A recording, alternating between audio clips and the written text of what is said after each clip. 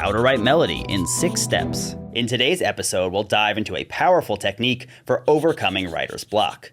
This technique starts with crafting a really basic rhythmic idea, like this, and then transforming it into a fully developed theme, such as this.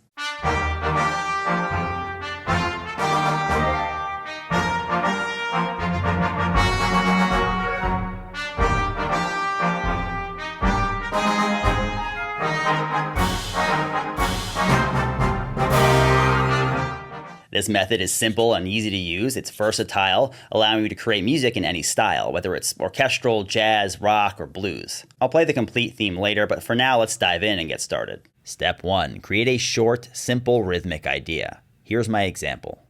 At this stage of the writing process, and through about step 4, I focus solely on rhythm. In this case, the snare drum serves as a placeholder, and I'm not actually playing it back in my DAW. I'm clapping and humming along the rhythm. Ba ba ba ba, like that. You don't actually need to be able to sing it all, it's just to get down your basic rhythmic structure, and you can always make adjustments as you go. However, for the purposes of this episode, I want to use playback for your benefit. But again, until about step 4, you should just be clapping and humming the rhythm along while you're developing it. But now I'm going to switch to an instrument that can actually sustain notes, so the longer duration notes, such as half notes, are accurately heard by you when I'm walking through each step. I'll switch to the French horn. Here's the rhythm played on the French horn, using a single note, B flat, for simplicity, as we're not yet focusing on melody or harmony in these early steps. Step 2. Expand your rhythmic idea to fill a full 8 measures, or whatever length you envision for this section. As you extend the rhythm, aim to keep it cohesive by using similar rhythmic patterns with slight variations. For instance, if I took my initial rhythmic idea and followed it with a series of unrelated random rhythms, the result would feel chaotic, like this.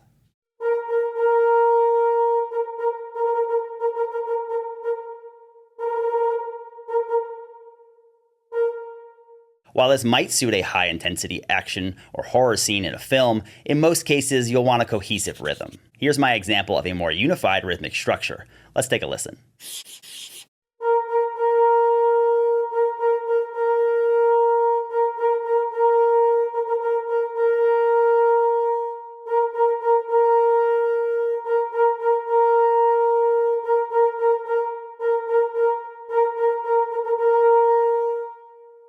Notice how I incorporate similar rhythmic ideas with subtle variations, maintaining focus solely on rhythm at this stage without considering melody or harmony. The pattern alternates between eighth notes and half notes, introduces slight variations, and includes a moment where the rhythm relaxes. Then it repeats with a different variation at the end.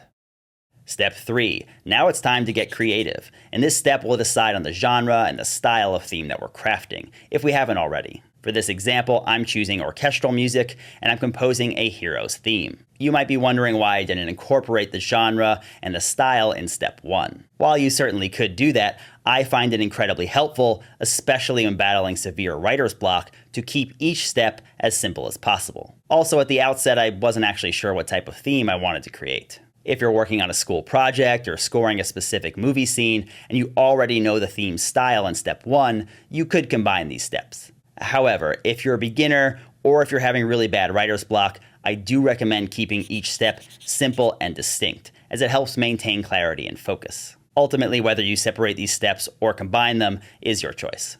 What we want to do now is adapt our original motif. When analyzing heroes' themes from film soundtracks, you'll notice they often feature dotted rhythms, such as dotted eighth notes, and occasionally triplets. With that in mind, we'll adapt our original rhythm in a very subtle way, but it will make a big difference. Here is the new motif with the dotted rhythm.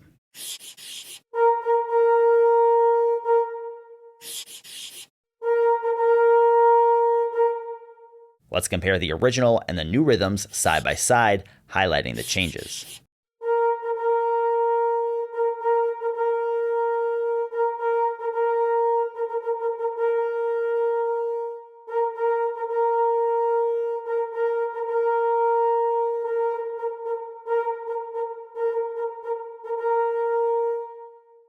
In measure 3, I added a triplet pattern, which is common in this style of theme, but it also breaks up the rhythmic pattern of eighth notes and half notes and makes it a little less monotonous than the sketch I originally started with.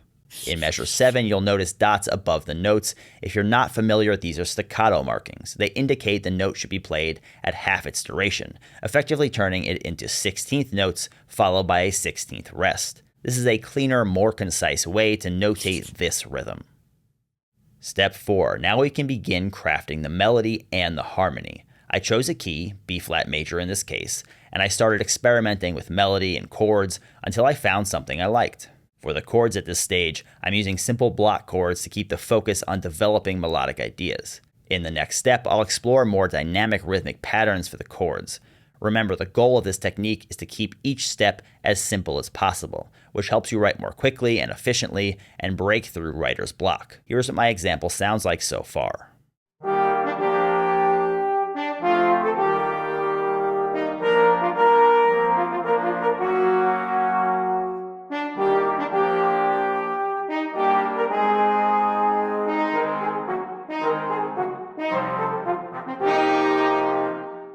Quick side note, if any of these concepts confuse you, or if you're struggling with any musical concepts in general, you can always book a 30-minute lesson with me by simply emailing me at JGiunta@JGiuntaMusic.com to set one up. Step 5. In this step, we'll make a few refinements. First, we'll extend the 8-bar section to a full 16 bars, varying the ending for a stronger conclusion. I also added a pickup note at the beginning as it fits the context, and then I enhanced the rhythm of the chords to make them more engaging. However, I should note that the slightly delayed ending using C flat major chord before the final B flat major works best for the final ending of the piece. If you're extending this into a complete song, this ending might feel too conclusive for the first iteration of the A section, but sounds good for the final iteration at the end. Here's what my example sounds like now.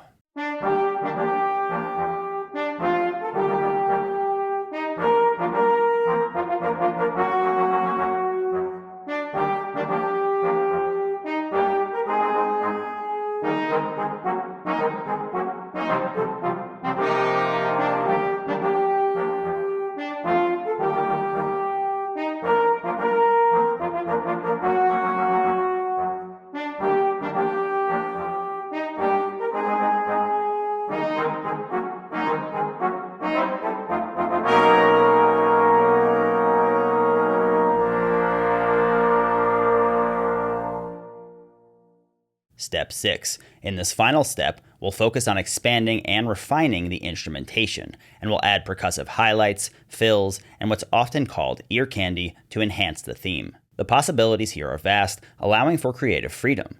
I should note that if you're writing a different style of music other than orchestral music, this step might look a bit different for you, and that's okay. Not every song needs woodwind flourishes and harp runs. Think of this step as refining and polishing your ideas, and adding any finishing touches the piece might need. For my arrangement, I chose trumpets to carry the melody and trombones to carry the main chords, with tuba, cello, and contrabass providing the bass notes of the chords. For percussion, I used timpani and bass drum to emphasize certain bass notes, a snare to introduce rhythmic percussive accents, and a cymbal in a few key spots. The woodwinds and harp provide the ear candy, adding scale runs and playful rhythmic flourishes on top. Here's the complete theme.